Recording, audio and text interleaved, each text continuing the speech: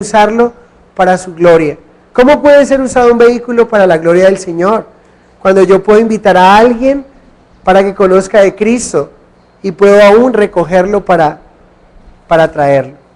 ¿Cómo puedo usar mis pertenencias para la gloria de Dios? Cuando puedo bendecir, cuando tengo alimentos y puedo ofrecérselos a alguien en el nombre del Señor. Estoy usando lo que Dios me ha permitido tener para la gloria de Él. Entonces es muy importante lo que el Señor está haciendo aquí. Está usando a dos de sus discípulos, está usando a unos hombres que no sabemos quiénes son, pero también está usando un animalito para cumplir una señal más, una profecía. Miren la obediencia de ese cumplimiento profético en el verso 4. Y fueron y hallaron el pollino atado afuera a la puerta, en el recodo del camino, y lo desataron. Quiero que notemos aquí la obediencia de esos discípulos, que el pasaje no nos dice quiénes eran. Eran 2 de los 12, pero no sabemos quiénes eran. ¿Sí? Fueron y hallaron el pollino atado a la puerta, tal como el Señor lo había dicho. Y aquí hay una aplicación. Si tú quieres comprobar que todo lo que el Señor dice se cumple, obedece a su palabra. ¿Cómo tú puedes comprobar que algo que el Señor te ha dicho se va a cumplir? Si tú obedeces y haces tal cual como el Señor te ha dicho que hagas. Sí, el Señor da instrucciones y nos manda. ¿Cómo quieres tú saber, cómo puedes tú comprobar que el Señor realmente puede levantar tu hijo para su gloria? La palabra nos anima, dice: instruye al niño en su camino y cuando sea viejo no se apartará de él. ¿Qué tienes que tú hacer? Instruir al niño en su camino. Y así, cuando sea el viejo, así haya tenido momentos de rebeldía, cosas, dice la palabra de Dios, que él no se apartará de ese camino. Es una promesa que él nos da. Pero para nosotros poder descubrir el cumplimiento de esa promesa, necesitamos obedecer a lo que el Señor nos manda. Por el contrario, si quieres que tu hijo sea una vergüenza para tu madre, también puedes comprobarlo. ¿Sabes cómo? Siendo un padre alcahueta. O siendo un padre que consiente a sus hijos, o que le dice a sus hijos todo, sí. ¿Quieren comprobarlo? Miren las dos formas, usted puede comprobarlo. Proverbios 29:15, la vara y la corrección dan sabiduría, mas el muchacho consentido avergonzará a su madre. Usted puede darse cuenta que esta promesa puede cumplirse de un lado o del otro. Eso depende de lo que usted quiera hacer. Si usted quiere que se cumpla para que su hijo le avergüence, entonces nunca lo discipline, nunca lo corrija. Y dígale a todo lo que su hijo le dice, sí. Y usted verá esta palabra cumplida en su vida de una manera vergonzosa. ¿Sí? Pero si usted quiere ver la promesa de Dios cumplida en su hijo, un hombre levantado en el Señor, un hombre creciendo, la vara y la corrección dan sabiduría. Dan sabiduría. Tremendo, ¿no? Entonces estamos viendo a los discípulos que se les manda algo sencillo, algo puntual, y ellos van y obedecen lo que el Señor les ha dicho que haga. Aplicación para nosotros. ¿Quieres que tu matrimonio se arregle? ¿Qué debes hacer? Obedecer al Señor. No esperes a sentir para obedecer. Necesitas obedecer para sentir. La mayor cantidad de personas que llegan a una consejería matrimonial llegan diciendo: es que ya no siento que amo a mi esposo, es que ya no siento que amo a mi esposa, ya no siento amor por él, ya no siento amor por ella. ¿Y saben? Entonces, como no siento, obedezco a mis sentimientos. Pero lo que la palabra de Dios dice es: obedezca lo que yo mando en la palabra, obedezca lo que yo estoy diciendo. Esposos, amad a vuestras mujeres como Cristo amó a la iglesia. Mujeres, respeten a sus maridos. No, es que yo no quiero respetarlo. La palabra de Dios dice. Y si nosotros vemos y hacemos lo que el Señor dice, instrucciones claras, vamos a poder ver cómo todo funciona. No solamente mi matrimonio, mi casa, las cosas en mi trabajo, porque el Señor da instrucciones claras y precisas. Muy importante. ¿Saben? Las veces que que no comprobamos la palabra de Dios es porque de alguna manera estamos siendo desobedientes. Cuando no comprobamos una promesa de Dios es porque estamos siendo desobedientes. Me encanta la obediencia de esos discípulos. Si ustedes me quieren acompañar, veamos el pasaje paralelo a este y miren lo que nos dice Mateo 21:6. ¿Qué hicieron los discípulos cuando el Señor les mandó?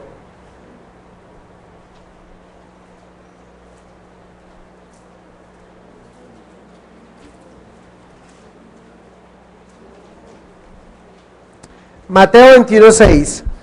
Y los discípulos fueron e hicieron como Jesús les mandó. Interesante, ténganlo allí, presente. Los discípulos no cuestionaron, esos dos discípulos no renegaron, esos dos discípulos no negociaron con el Señor, sino que desobedecieron. Pudieron haber cuestionado, ¿cómo? Obedecieron, sí. Muy importante, no cuestionaron, no renegaron ni negociaron, sino que obedecieron.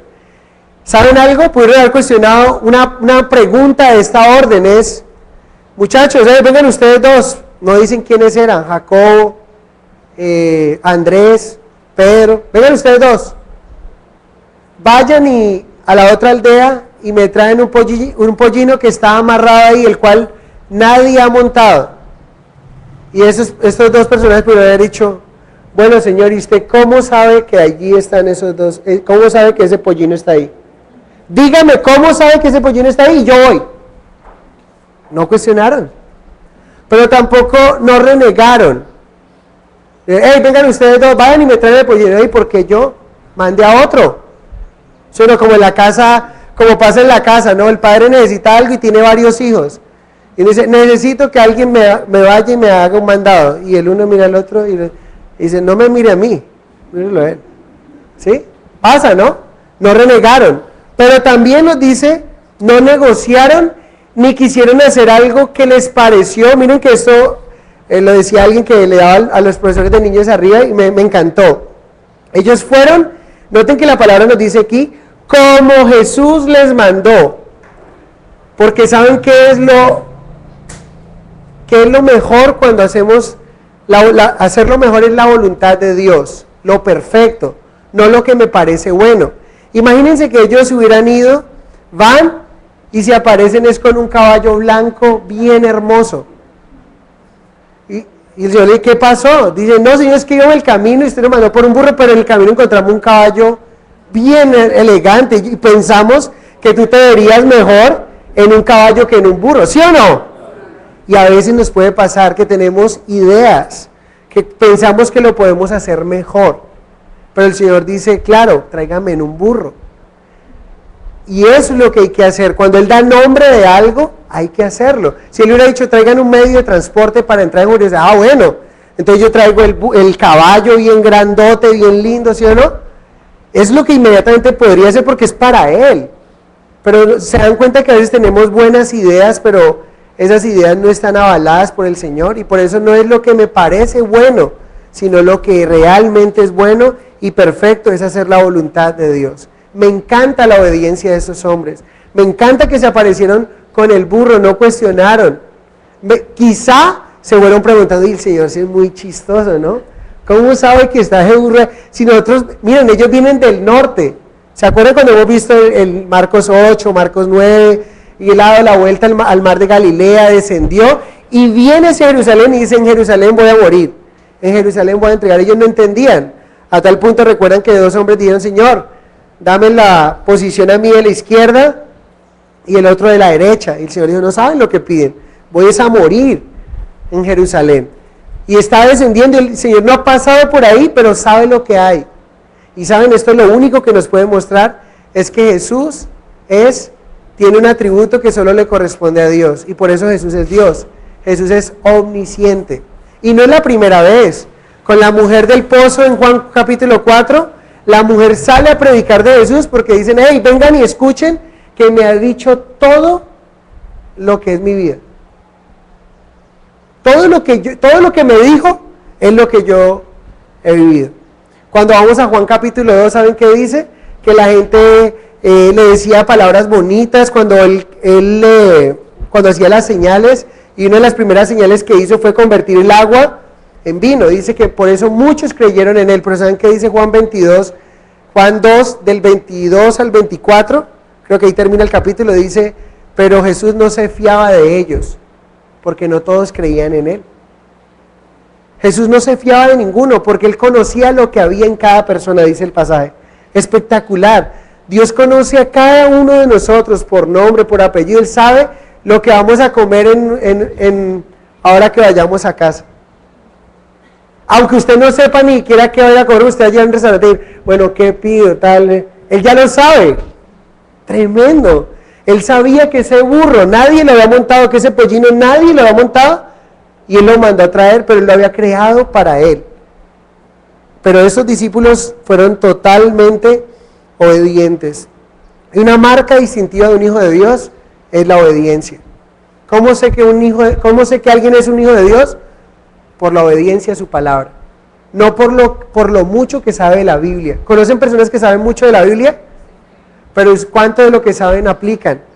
Y usted puede marcar la diferencia entre un sabiondo de la Biblia y una persona que honra al Señor, porque lo poco que sabe, humildemente lo poquito que sabe, él quiere honrarlo, quiere obedecerlo, y esa es la marca distintiva.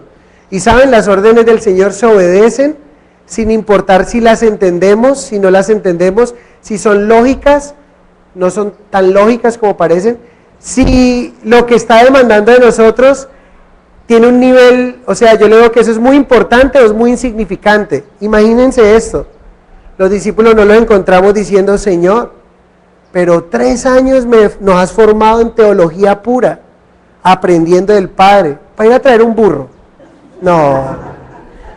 Eso lo puede hacer cualquier burro, que vaya otro.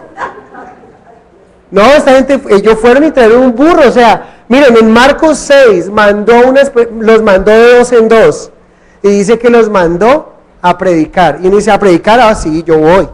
Y les dio poder para echar fuera demonios también. Yo listo para esa. Pero ¿quién va a traer el burro? Ah, no, que vaya otro. 3 años, yo he estudiado mucho, Señor. Es que yo me he estudiado la Biblia, yo he hecho seminarios, he estado en cursos de teología, y para coger una escontra, peor en la iglesia, no, ¿cómo le ocurre que lo haga otro?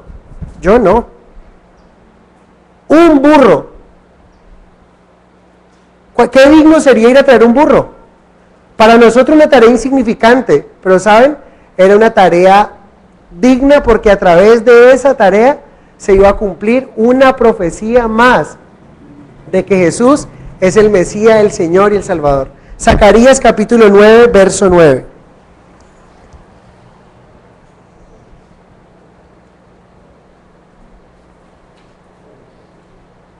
Zacarías 9, 9. ¿Estamos? Dice, alégrate mucho, hija de Sión, da voces de júbilo, hija de Jerusalén, he aquí tu rey vendrá a ti, justo y salvador, humilde y cabalgando sobre un asno, sobre un pollino, hijo de asno. Espectacular. ¿Saben? A veces sentimos, pensamos, creemos que lo que hacemos para el Señor no es de importancia. Pero el hecho de que usted piense, crea que no es importante, no significa que no lo sea. Si esos discípulos se hubieran ido pensando, no les llevemos nada, eso no es importante, hemos estudiado 3 años con él, ya estamos en la última semana y ya para graduarnos lo que nos manda a traer un burro, pero fueron y lo trajeron. Y saben, cuando lo trajeron, su obediencia hizo una amalgama completa, hizo algo tan perfecto. Miren todo como estaba bien sincronizado, ¿no? Manda a los discípulos van, encuentran que están desatando ese pollino, vienen los otros y le dicen qué están haciendo, el Señor lo necesita, bueno, cada cosa su lugar. Y se cumple la profecía cuando Jesús se monta en el pollino. Miren, Zacarías fue escrito cientos de años antes de que Jesús hiciera esa entrada triunfal. Pero cuán importante es lo que hacemos para el Señor. No importa que pienses que es insignificante. Lo importante de una misión, ¿saben qué es? es quién nos está pidiendo lo que hacemos. Y eso es muy importante. El hecho de que pensemos de que lo que hacemos para el Señor no es importante, no significa que lo sea. El simple hecho de quién viene la orden hace importante la demanda. El simple hecho de quién viene la demanda, de quién viene esa demanda, la hace importante. No es lo mismo, estaba dándole y estaban los que han sido policías acá en nuestra iglesia y decía que tremendo, no es lo mismo que yo le diga, imagínense que venga un soldado raso y le diga al otro, hey, salte. ¿Qué le pasa? Madure, ¿sí o no? Pero ¿qué pasa si viene un general y le dice, hey, soldado, venga acá, salte? Vuelva a saltar. Él le pregunta, ¿y por qué? Salta. ¿Cuánto más el Señor? Cosas que nos parecen insignificantes, pero son importantes porque el Señor le está pidiendo. ¿Saben algo? Colosenses 3:23 Pablo dijo, hagamos lo que hagamos, debemos hacerlo de corazón como para el Señor y no como para los hombres, porque a Cristo el Señor servimos. Colosenses 3:23. Dios busca a hombres como el profeta Isaías o como esos discípulos que le digan al Señor, heme aquí, envíame a mí. El Señor preguntó una vez, ¿a quién enviaré? Y el profeta Isaías dijo, hey Señor, heme aquí, envíame a mí. Muchos podrían decir, hey Señor, heme aquí, con todo para ir, pero envía a otro. Señor, aquí estoy. Tengo dones, tengo habilidades, tengo talentos, he estudiado. Necesita gente para ir a predicar. Envía a otro. Estoy preparado, pero envía a otro. Es muy importante que podamos hacerlo. Entonces, miren la obediencia no solamente de los discípulos, sino de los dueños del pollino. Verso 5. Y uno de los que estaban allí les dijeron, ¿qué hacéis desatando el pollino? Ellos entonces les dijeron como Jesús les había mandado. Y los dejaron. Noten que estos 11 versos los que nos quieren mostrar es una orden clara y una obediencia de acuerdo a esa orden que se ha impartido. ¿Sí o no? Noten que dice, ellos fueron y encontraron el pollino como el Señor los dijo. Ahora el Señor les está diciendo lo que deben decir también. Y dijeron como Jesús le había mandado. Tampoco le agregaron. ¿Sí? No dijeron, uy, qué pena decirle que el Señor lo necesita. Eso suena como muy déspota, ¿no? Digámosle que cuánto nos lo renta aquí entre nosotros. No, dijeron como el Señor había dicho. No le pusieron más. El Señor lo necesita. Y esto muestra la obediencia no solamente de los discípulos, sino de los mayordomos de este pollino. Y decimos mayordomos porque ya hemos visto que Colosenses 1:15, todo fue hecho por medio de Él y para Él. Pero el Señor es un caballero que a pesar de que es hecho por Él y para Él, Él ha pedido el permiso y dice, el Señor lo necesita. Fue y lo trajo. Interesante. Aunque Jesús no les dijo a sus discípulos cómo hizo para saber que allí había un pollino amarrado, sí les dijo lo que ellos necesitaban saber. ¿Saben qué necesitaban saber ellos? ¿Qué responder cuando les preguntaran, cuando estuvieran haciendo la tarea? Y eso es un regalo lindo del Señor, porque el Señor nunca te lleva, la gracia del Señor nunca te lleva a un lugar donde no sea capaz de sustentarte. Si les dijo, vayan allá, ellos quizá no lo entendieron, pero fueron. Y cuando llegaron allá, ¿ustedes imaginan la cara de ellos? O sea, la cara de ir a otra aldea, esperar encontrar ese pollino. No solamente encontrarlo, lo están desatando como que nadie se da cuenta y alguien le dice, ¡hey! Botico, ¿qué están haciendo? Dice, el Señor lo necesita. Ah, bueno. Increíble. ¿Qué le hubiera puesto usted de palabras de más?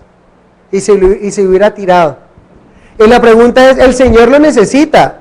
Y hubiera dicho ellos, miren, ¿cuál es el Señor? Muéstremelo, preséntemelo a ver yo.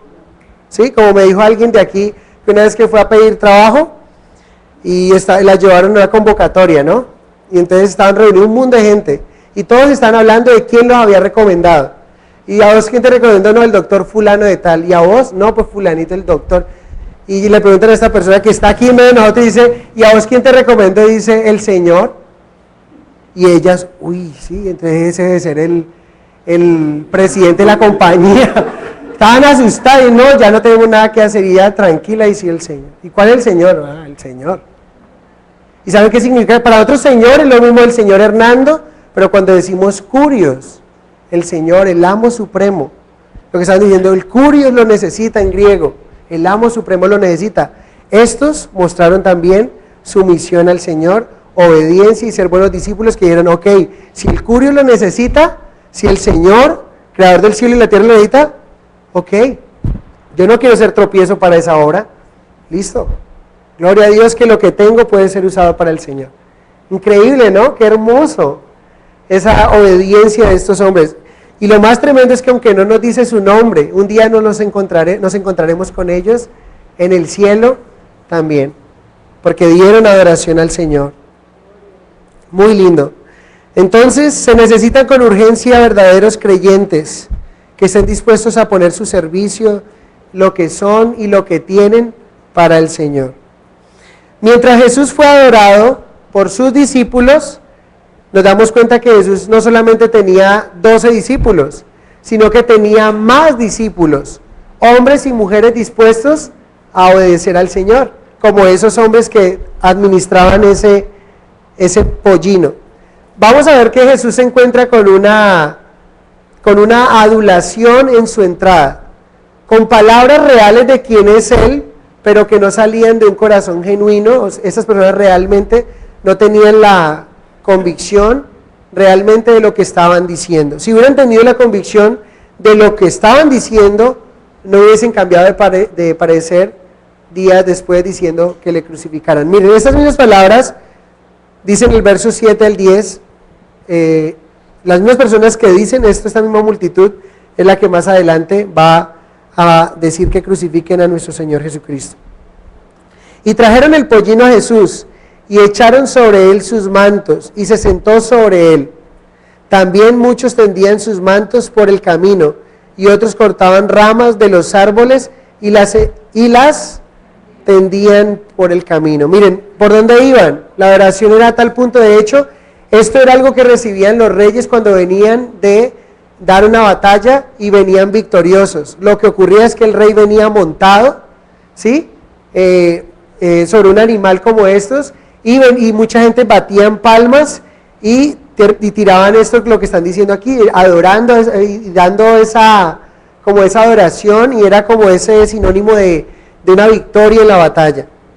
Jesús venía a darnos esa victoria sobre Satanás, sobre el pecado, sobre la muerte, pero ellos no lo entendieron.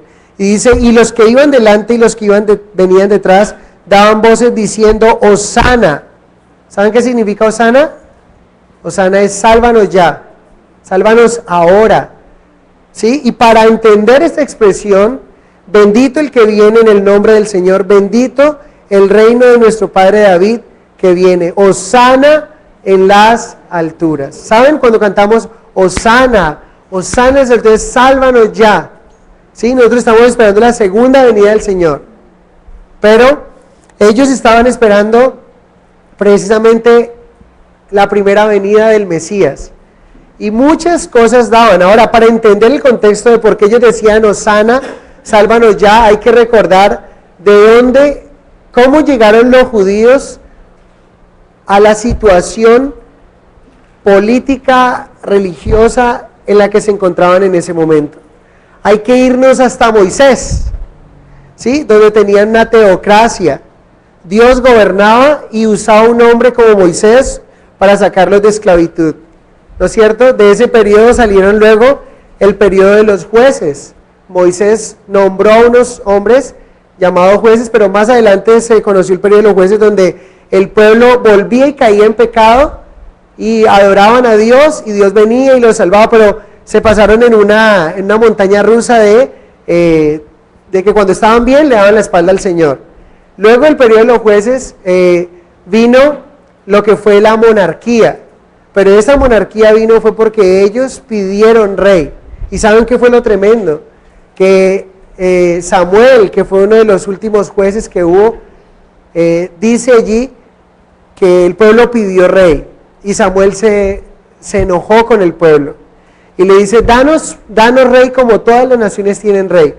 Y saben, el pueblo, siendo guiado por Dios, estaban menospreciando la guía de Dios y querían tener un rey. ¿Y saben por qué querían tener un rey? Porque decían, queremos ser como el resto de las naciones. Y el Señor les dijo, ok, si quieren rey, ahí tienen un rey conforme a su corazón. Tuvieron a Saúl durante 40 años. Luego vino el rey conforme al corazón de Dios, David, 40 años. Y luego vino el rey Salomón, durante otros 40 años, que empezó en el espíritu y terminó en la carne. Hizo que el reino fuera dividido. Y desde ahí, desde el reino dividido, entonces quedaron 10 tribus en el norte, 2 en el sur. Las tribus del norte, conocidas como Israel, las tribus del sur, conocidas como las de Judá, donde estaba el templo. Lo interesante es que esos reyes, la desventaja es que si el rey, o la ventaja, si el rey era bueno, pues todo iba a ser bueno. Pero si el rey era malo, todo el pueblo llevaba las consecuencias, y una de las consecuencias fue la cautividad en Babilonia. Se los llevaron por allá cautivos, destrozaron el templo, acabaron con todo, hicieron y deshicieron. El Señor envió profetas, el último profeta, Malaquías, ¿sí? Después de Malaquías, 400 años de silencio. Miren lo que estamos diciendo desde Moisés, ahí un paseíto, ¿sí? Pues estamos hablando de cientos y cientos de años, y miles de años también. Y miren, lo que ha ocurrido de allá hasta acá, hasta este momento que Jesús va entrando, ellos están hasta aquí del Imperio Romano, están siendo subyugados, y ellos están esperando un libertador como David que saque la espada, y ellos estaban esperando. Por eso fue que esos dos hombres pidieron ese lugar cuando el Señor estuviera en su gloria. ¿Y qué era? Que iba a venir Jesús, sacar una espada, acabar con el Imperio Romano y los iba a librar. Por eso dicen, sálvanos ahora, líbranos ya.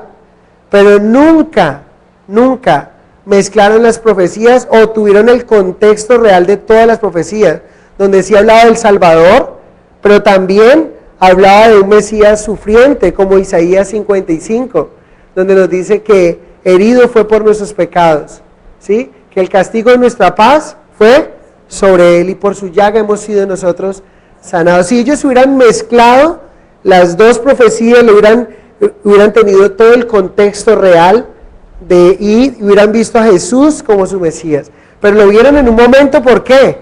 Juan capítulo 12 creo que es, nos dice que muchos estaban ahí, la romería estaba ahí porque habían escuchado que había resucitado a Lázaro. Entonces mucha gente estaba siguiendo a Jesús. ¿Por qué era? Por las señales. Y es triste que hoy día muchas personas continúen siguiendo a Jesús solamente por los milagros. Pero cuando Jesús deja de hacer milagros, entonces ya no me sirve, crucifíquenlo. Eso es lo que está pasando. Aquí le están viendo su mirada está puesta en él. Y antes de Jesús se habían levantado otros con la intención de libertarlos, pero habían fracasado.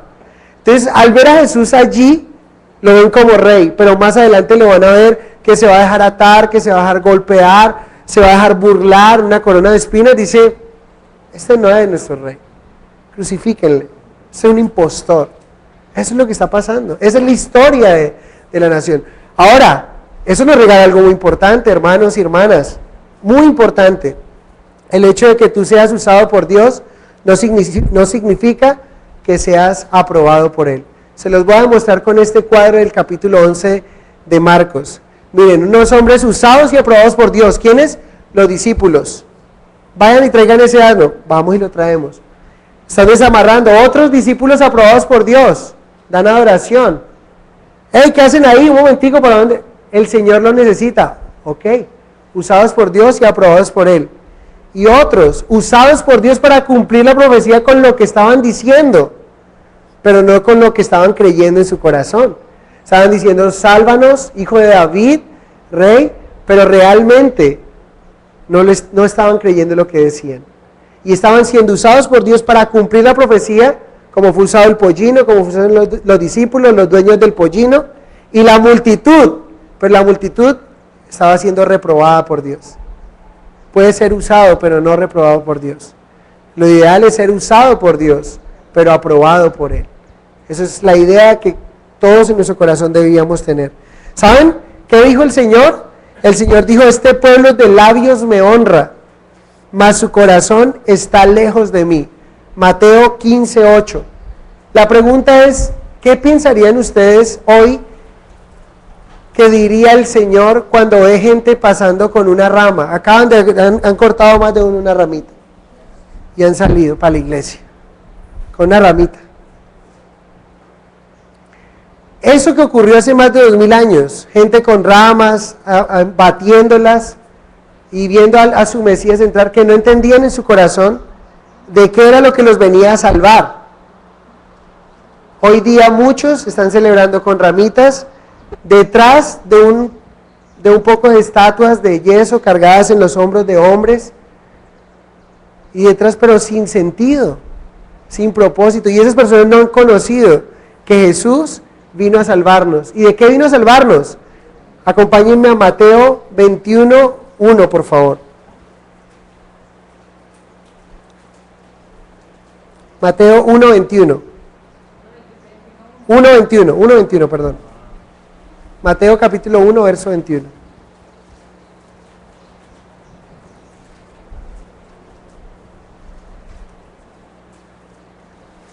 Dice allí: y dará a luz un hijo, y llamará su nombre Jesús, porque él salvará a su pueblo de sus pecados. Ellos esperaban que Jesús los salvara, pero ellos estaban pensando en el imperio romano. Jesús vino a salvarnos del imperio más terrible que ha azotado a la humanidad, de Satanás, del imperio de la muerte, del pecado. ¿Salvará al pueblo de qué? De sus pecados. Hoy nosotros podemos celebrar el Domingo de Ramos, pero no con un ramo muerto, no detrás de un pedazo de yeso. ¿Se imaginan en esa época? Eso fue lo que hicieron. Ellos diciendo verdades, pero no las creían en su corazón. Hoy muchos dicen verdades, pero realmente no están celebrando como el Señor quiere. Si realmente creyeran en lo que el Señor dice, no irían detrás de una estatua de yeso. Porque uno de los pasajes que más impactó mi vida cuando conocí al Señor, cuando militaba en la religión tradicional y ahora milito en la fe verdadera, que es ser hijo de Dios y cristiano, es el Salmo 115:3. Salmo 115:3 al 8.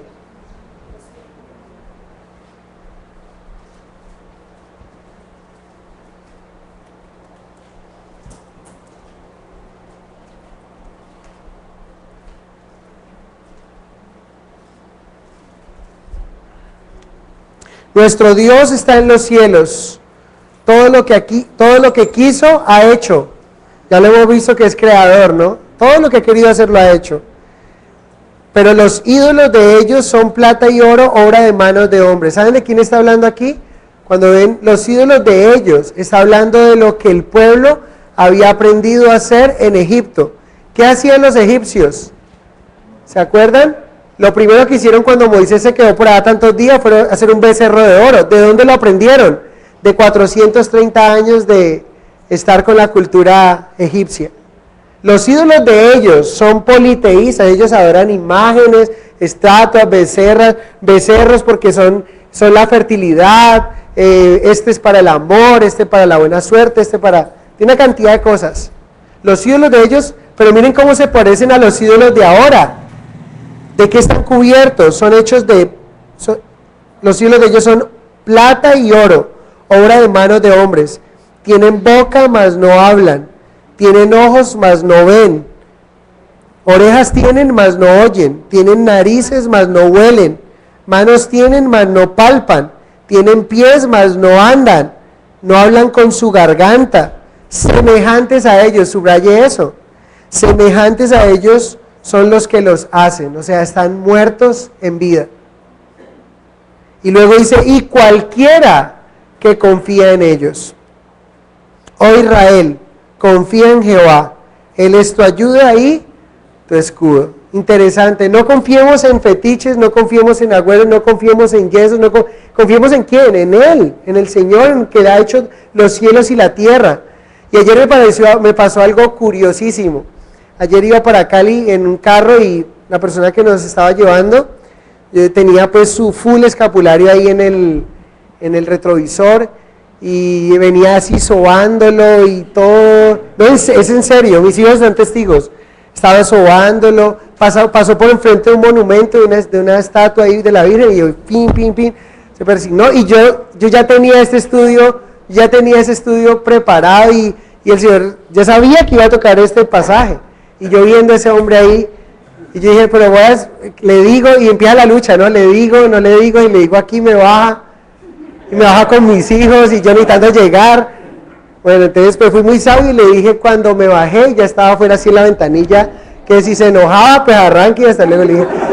Entonces lo cogí así, me la asomé y le dije, ¿quiere que le diga una cosa? He notado desde todo el viaje que pues, es un hombre que quiere, o sea, que en su corazón quiere amar al Señor. Y un día yo era como usted, yo tenía pues amarrado aquí en mi pie, en mi mano, en todo lado, una cantidad de amuletos para que me fuera bien y quería como adorar al Señor a través de eso. Pero el velo se cayó de mis ojos cuando leí un salmo, y el salmo es el 115, del 3 al 8, y quiero retarlo a que lo lea y que obedezca al Señor cuando lo lea, y cuando usted se dé cuenta de lo que dice ahí. Yo les pregunto, ¿necesita ser pastor para interpretar eso? ¿Necesita ser cura? ¿Necesita ser monja? ¿Necesita haber estado en un seminario durante...? No, yo lo leí. Sí necesitamos el Espíritu Santo para leer la palabra de Dios y que haya esa convicción. Pero ¿saben qué fue lo que más me sorprendió? Me dijo, yo también voy a una iglesia cristiana. Eso fue lo que más me dolió. Yo dije, Señor, necesitamos evangelizar, necesitamos volver a evangelizar a los que supuestamente, y me dio un nombre de una iglesia muy grande que no vale la pena, quizás no es la iglesia, quizás en la iglesia han dicho, pero las veces que han enseñado de la idolatría, él nunca ha ido a la iglesia. Por eso es bueno que no dejen de asistir. Sí, quizás no sea él, porque uno dice, ve, aquí no me han enseñado, y para un señor me dijo, ¿ustedes por qué no me han dicho esto? Vea, señor, ese día lo enseñamos, pues usted no vino a la iglesia. Por eso que no les va a pagar como Tomás, ¿no? El día que el Señor resucitó y se presentó a los muchachos haciendo un paréntesis y le dijo, pasa a vosotros, ¿sí o no? Y volvió y se fue, cuando comió con ellos y todo. Cuando llegó Tomás donde estaban ellos, le dijeron, Tomás, al Señor hemos visto. Le dijo, ¿qué va? Si yo no lo veo y metí el dedo en mi llaga, no creo. Y el Señor volvió y se presentó simplemente para mostrarle a Tomás en amor. Por eso siempre hay un dicho que quiero volverlo a repetir: si tu fe no es tan fuerte como para llevarte a la iglesia, ¿qué te hace pensar que es tan fuerte como para llevarte al cielo? Es muy importante. Bueno, entonces eso me pasó con este hombre, ¿no? ¿Y cuánta gente hoy anda ciega, celebrando de una manera incorrecta realmente lo que ocurrió? ¿Qué ocurrió? Entró el Rey, entró el Salvador. Ustedes y yo podemos celebrar si realmente Jesús es el Curios, el Señor y amo de sus vidas. Ustedes y yo podemos celebrar definitivamente Domingo de Ramos y agradando al Señor, porque es que Él entró. Para ellos entró en vano. Para los que van detrás de estatuas hoy, fue en vano, pero para nosotros no fue en vano, porque esa entrada y lo que ellos dijeron nos ha mostrado quién es nuestro Señor, y hoy le amamos y le adoramos. Y quiero terminar con ese pasaje porque Jesús se lo dijo. Jesús lloró por Jerusalén, por ese momento. Miren lo que dice Lucas 19. Precisamente lloró porque para ellos no había ese entendimiento. Lucas capítulo 19, versos 41 al 44. ¿Estamos?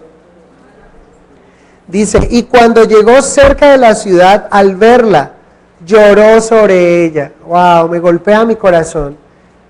Señor, antes de entrar, se quebrantó de saber lo que le dirían, pero que no creerían.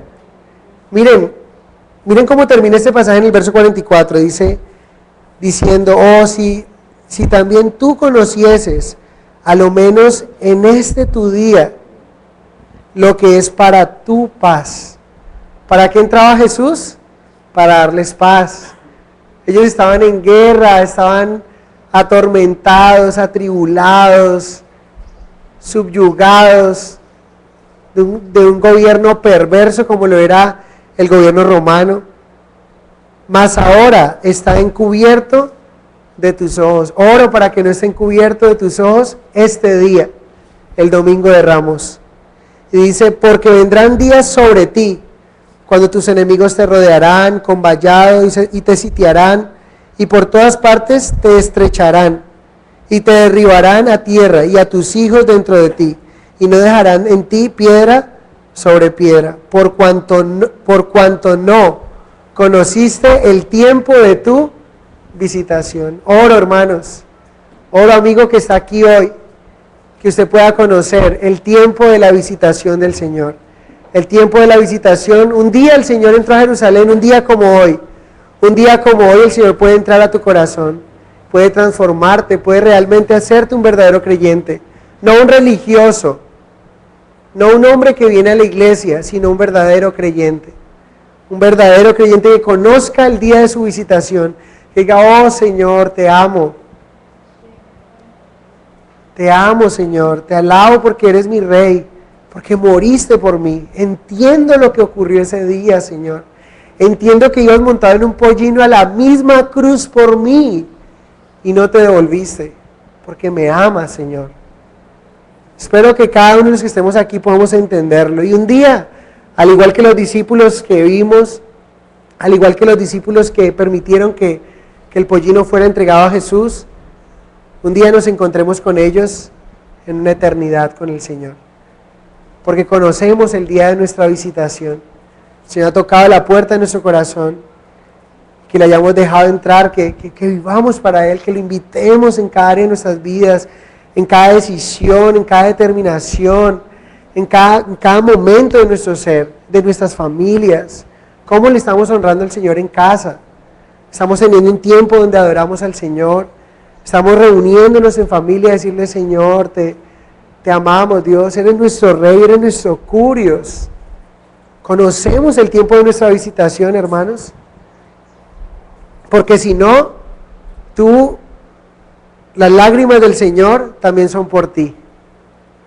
Las lágrimas que el Señor derramó ese día en Jerusalén también serán por ti, que te ve pasar en un lugar donde puedes conocer el día de tu visitación, pero que sales igual como entraste. Muy importante.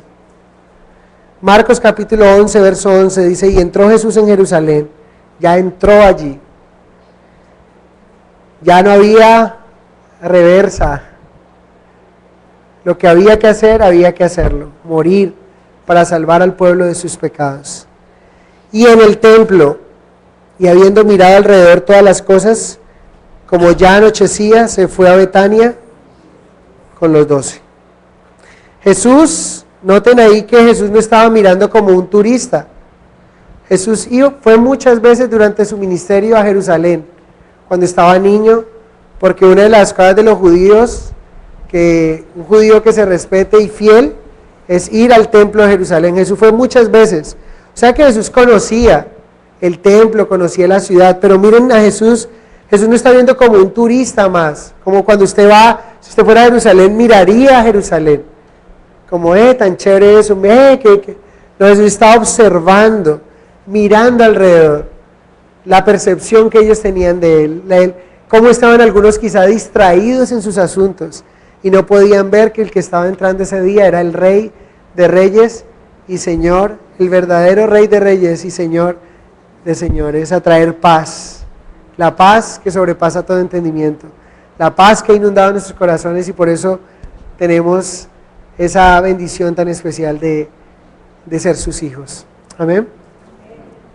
Padre, te quiero dar muchas gracias, Señor. Gracias porque el día de nuestra visitación para mí llegó hace 18 años, Señor. Y desde ese día cambiaron muchas cosas de mí, Señor. Tú cambiaste muchas cosas en mi vida y sigues todavía cambiándome, transformándome para tu honra y para tu gloria. No quiero conformarme con el nombre posicional de santo que me das, sino que quiero que sigas obrando en mí en ese proceso de santificación, de crecimiento, del día a día, del paso a paso contigo, Señor. Y eso oro y anhelo que sea para nuestra iglesia. Y quiero pedirte humildemente, Señor, con todo mi corazón, mientras hoy muchos, de una manera triste, ignorante, Señor, guiados por líderes religiosos, mal guiados, están haciendo cosas indebidas, celebrando este día de una manera tan incorrecta y porque no leen tu palabra. Señor, yo te pido que nosotros no seamos como ese pueblo de hace 2000 años, como ese pueblo de hoy que todavía no te conoce, sino que te vivamos realmente, te experimentemos en nuestro diario vivir. Te pido, Señor, que nos dé la obediencia que tuvieron esos discípulos, tanto los que fueron por el pollino como los que dejaron ir al pollino. Danos esa obediencia, palabras cortas, palabras sencillas, pero no refutaron, no controvertieron con tu mandato, sino que lo hicieron.